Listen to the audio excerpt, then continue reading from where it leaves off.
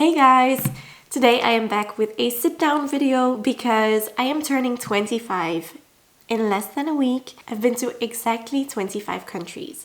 And I thought, well, for the occasion, turning a quarter century old, why not talk you guys through my 25 countries that I've visited and rank them from best, I wouldn't say to worst, but to my least favorite.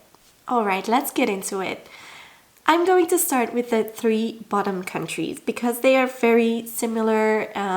They have kind of the same things to offer. Number 25 is Luxembourg. Number 24 is Belgium. And number 23 is the Netherlands. If you don't know, I'm from Belgium. So I grew up in Belgium. I'm used to the environment.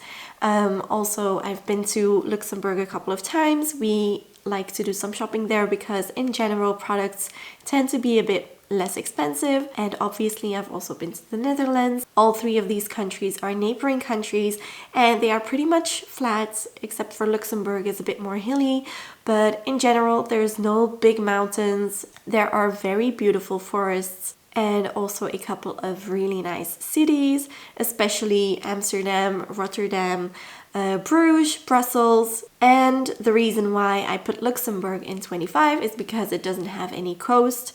It's also a lot smaller. It's pretty much one of the smallest countries in the world, so it has less to offer in general than the other countries I'm going to mention. Then Belgium is slightly above that because we also have the coast. There is a lot of interesting history to explore here in Belgium, and we also have really good food. Then why did I put Holland on 24 just above Belgium? Well, they have something we don't, and that's islands. And to me, it's just that slightly bit more exotic than Belgium is. Then I will be talking you through the numbers 22 to 19. These countries are also kind of similar and are also neighboring countries. Number 22 is Czechia. Number 21 is Poland. Number 20 is Austria. And number 19 is Germany. Why do I rank Germany as the best country out of all of these countries? Well, it has a tiny part of coastland, but also it is the biggest country out of all of them. So clearly it will offer a bit more when it comes to different landscapes, when it comes to the castles. There are different regions with different styles of architecture. And also when you go up to the Alps, there are incredible forests, etc. And they have very modern cities, but also some more historical city centers as well. That is why I class it slightly above the other countries. In Austria, I still really need to visit Vienna. But other than that, there are also just forests and also the Alps. Personally, I haven't been in the Alps, and in general, I'm more of a beach girl than mountain girl, but I definitely want to explore that a bit more still. I was only in the forests in Austria, and in Germany I was in Berlin and also the region that is close to Belgium. So there's still a lot for me to explore. When it comes to Czechia and Poland, I would say that the nature and the landscapes are pretty similar, but Poland is so much bigger and has more to offer. There are beautiful historical cities like Prague in Czechia and Krakow in Poland. I loved both of them. Poland and Czechia really are on the same level to me. It's just that Poland is bigger than Czechia. That's why I put that first. So that is my reasoning behind those four countries. Then next up, number 18 and 17 are the leftover neighboring countries of Belgium. And that is England in number 18 and France on number 17. England is very similar to mainland Europe, except that it's an island, so there is a lot more coast to explore. It also has the beautiful historical cities. Then next up is France, and France has a lot of different kinds of landscapes, also has a lot of coast, and not only the Atlantic coast, or well, it's actually the channel between England and France, but also Mediterranean coast. So you have the Champagne region. That part of the country also looks a lot like Germany in that region. And you have the coast, then you have Mediterranean. One of the most popular cities in the world is the capital, Paris. You can go skiing in the Alps. You can go to the Pyrenees, and let's not forget about the gastronomy. I think out of all the countries that I've mentioned so far, France definitely has a leg up when it comes to gastronomy. I love anything from patisserie to cheese, charcuterie, the French bread. The only thing I would say that I don't like is the snails. Other than that, France is really delicious. Then we have come to the numbers 16 and 15. Number 16 is Slovenia, and to me it's kind of like a small France. It also has a very short coast along the Mediterranean. There are Alps that you can go rafting in, and also a wine region.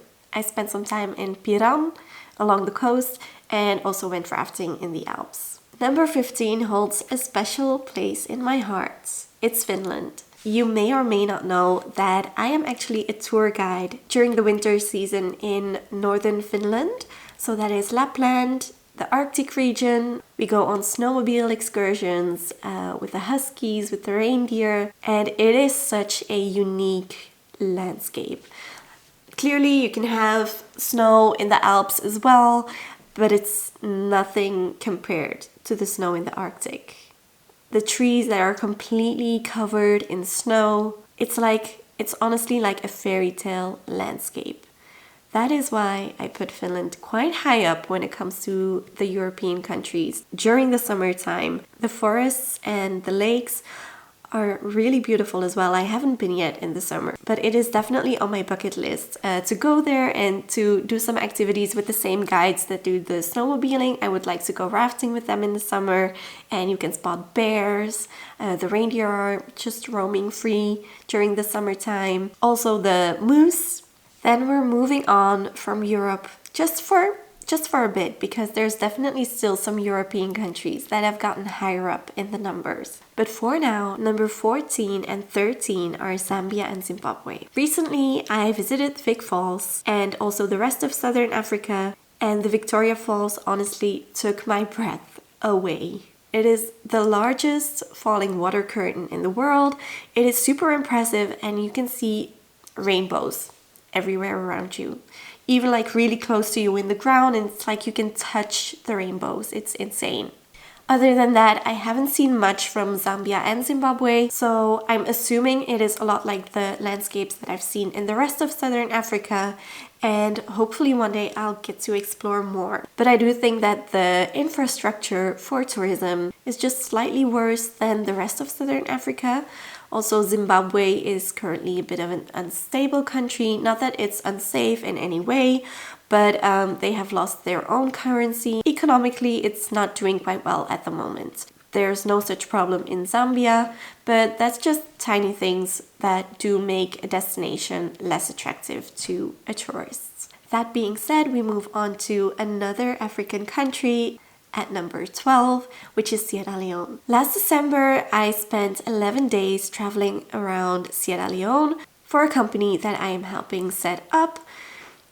It is an African tour company that focuses on community-based tourism. So we are developing tourist destinations locally with the locals so that the income that is generated from tourism goes straight to the locals and to developing the communities. It's a very complicated and complex project that I'm working on. But anyways, just to give you an idea of why I was there. So when I was there, they took me around to see the highlights of the country. The beaches of Sierra Leone are so stunning. The colors of the flag are actually inspired by it.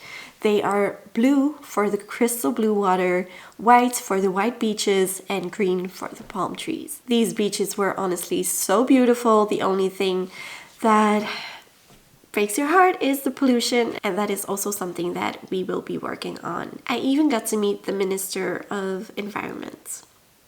So it's very exciting. Then I also went to the rainforest. The Sierra Leonean rainforest is actually home to a lot of very rare and special animal species. I even got to see one of them.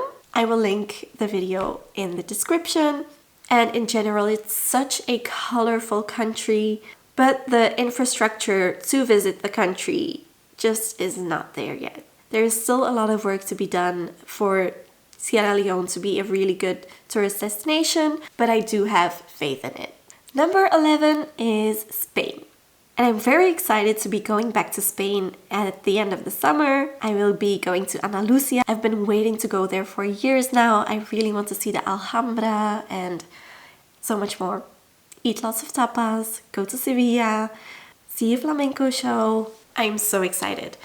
In general, Spain has a lot of culture as well. You have the tapas, the flamenco, the bull races as well, the tomato fights. It is a very interesting country. And I love Spanish. If you don't know, I speak fluent Spanish because I studied in Mexico, then lived in Peru, then went back to Mexico to backpack there. And the total time that I've spent in Latin America so far has been more than a year.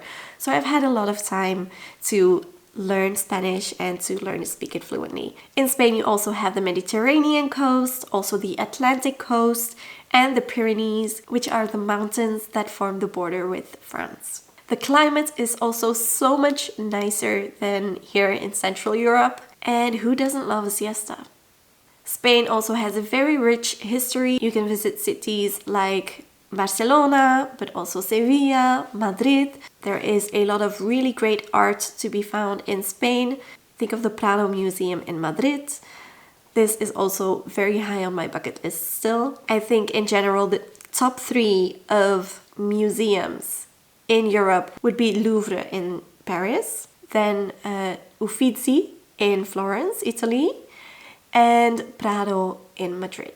I think that would be my top 3 museums. Well, if we count the UK outside of the European Union, because British Museum is also really beautiful, and in Berlin there are some museums that also have a lot of stuff that has been robbed from all over the world, pretty much by archaeologists. So that would be the top 5 then.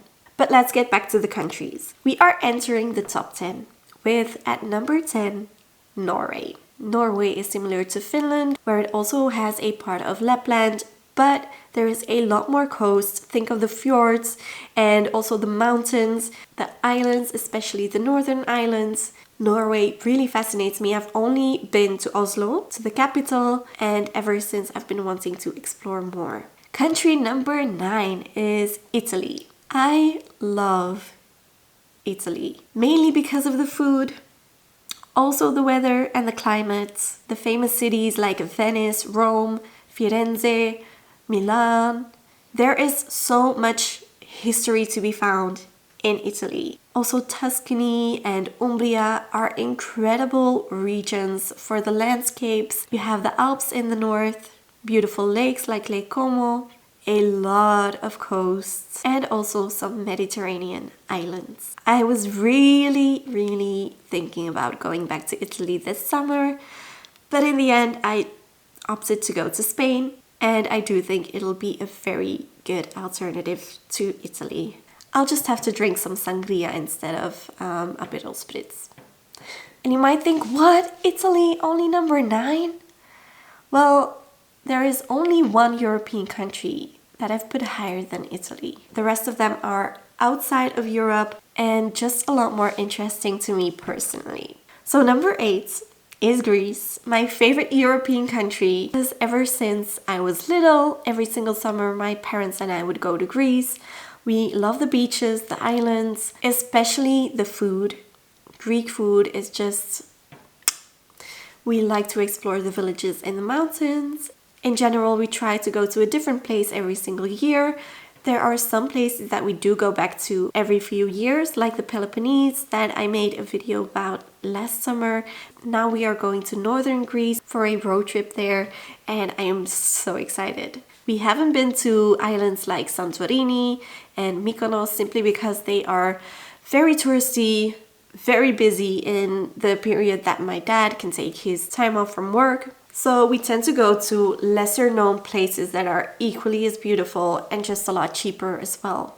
Like for example Milos, Zakynthos or Zante. Greece is a country with such a rich history as well, just as rich as Italy. There are a lot of ruins and temples and monasteries, just so much to explore. Countries number 6 and 7 are the only countries I have visited in Asia. And they are complete opposite countries. When it comes to culture, the way that people behave, Number 7 is China, and number 6 is Japan. When I was studying tourism, I got the chance to spend almost a month in China for an exchange program. So we visited Beijing, we studied for 3 weeks in Hangzhou at a university, and then we ended our time in China in Shanghai. And although China is a beautiful country, like some of the landscapes that you can find in China, you can't find anywhere else. I still need to go back to visit those landscapes. I really loved Beijing. However, I didn't like Shanghai that much. It's just a modern city, skyscrapers. It just wasn't that impressive to me. Also, the Chinese culture is very different from the Japanese. First, I went to Japan. It was a 1-week study trip.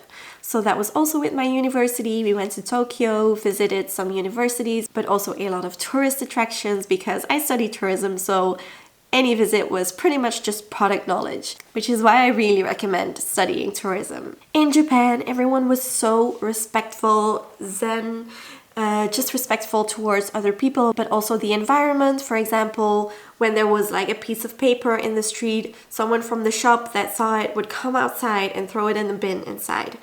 Things like that, whereas China is a complete opposite. There's over 1 billion people, so there will be someone paid to pick up after the other people. Oh, and they poop in the streets and they spit everywhere, and it's so different from Japan where everything is so clean.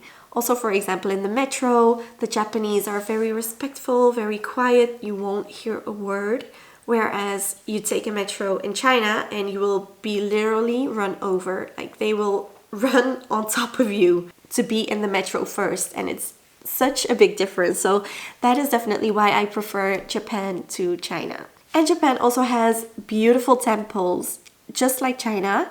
And also really beautiful nature, which I'm looking forward to exploring more of. For now, that is it inside of Asia. But hopefully as of October, November, I will be in Asia again, traveling across Thailand, Malaysia, then March, April, probably Philippines. But we'll see. But I really want to get my scuba certificates there. Then number 5, 4, and 3 are located in Southern Africa. Number 5 is Namibia. In my opinion, the most incredible safaris you can do. I still need to go to Kenya, Tanzania because I need to compare the safaris. But Botswana blew my mind. The whole Southern Africa trip blew my mind. You could see elephants and hippos and colorful birds as far as you could look. It was insane.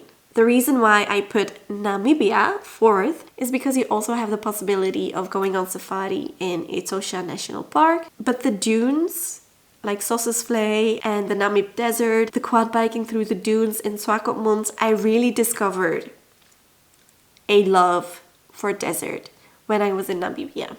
We went on a road trip. I got to drive on the left with my first rental car.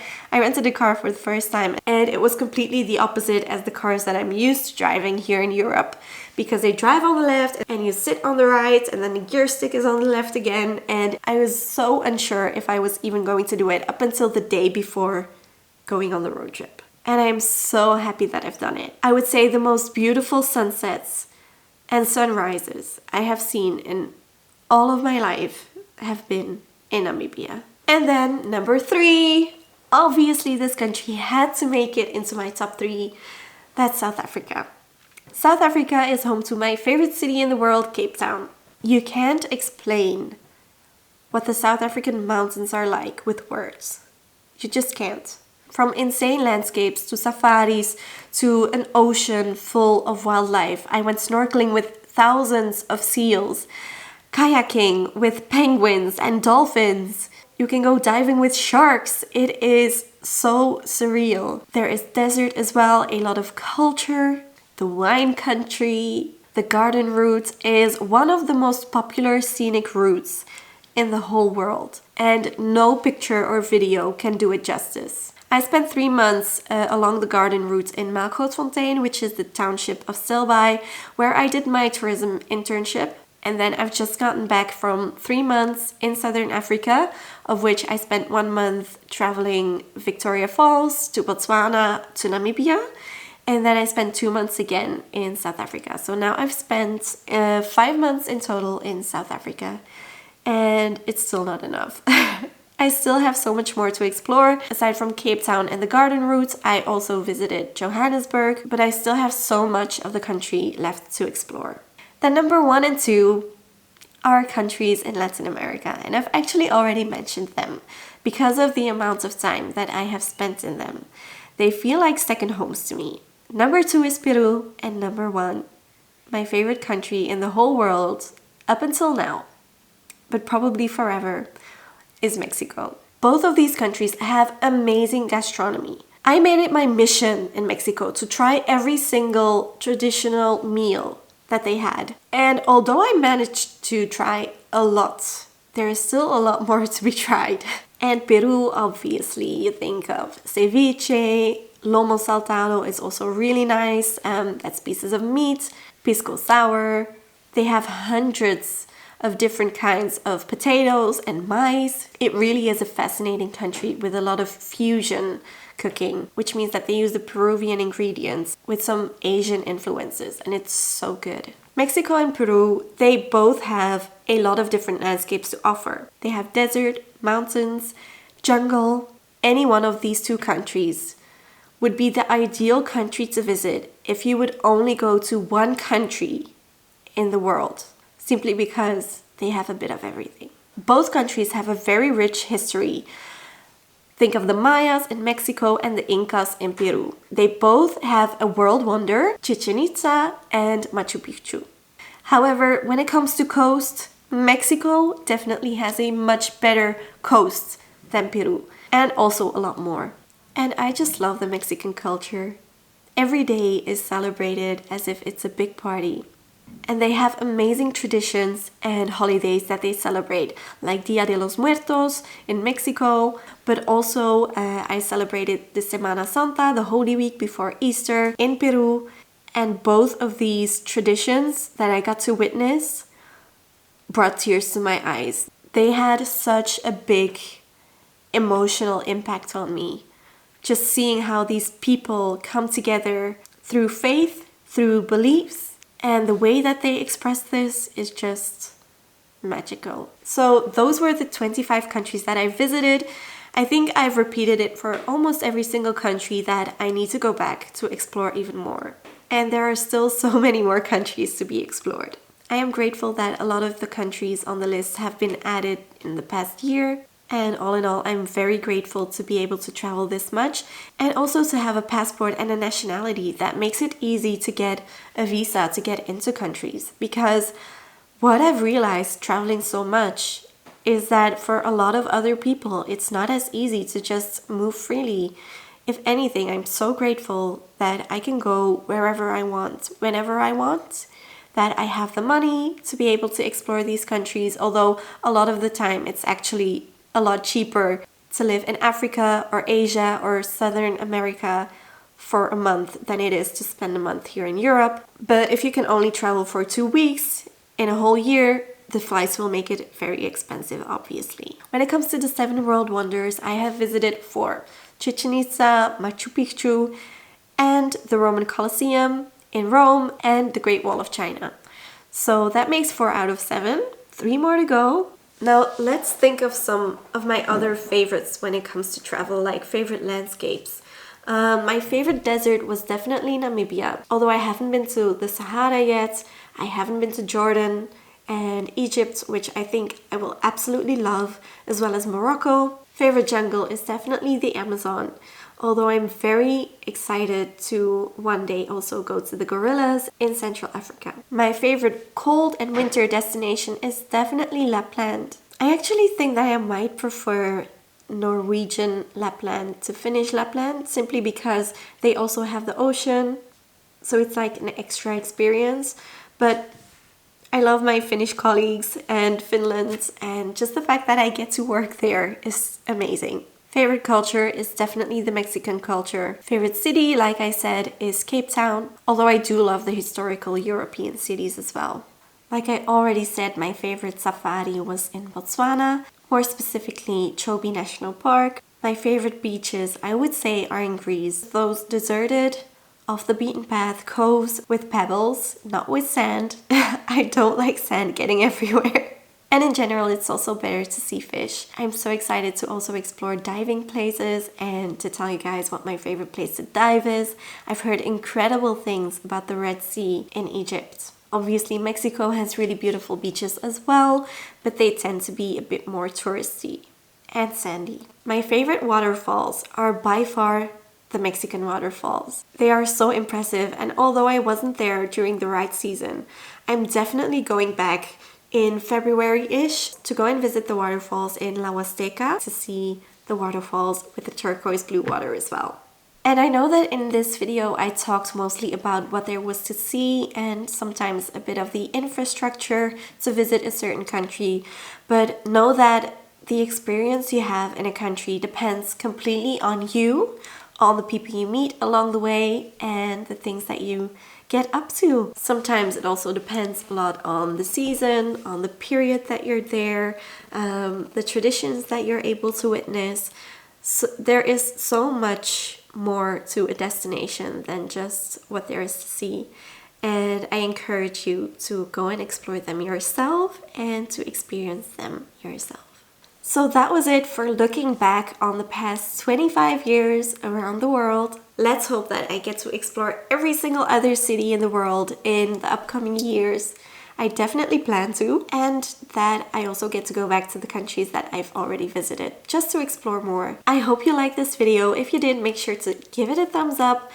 Do subscribe if you want to see the next countries that I will be going to. Join me on those adventures. You can click the notification bell to get notified every time I upload a new video.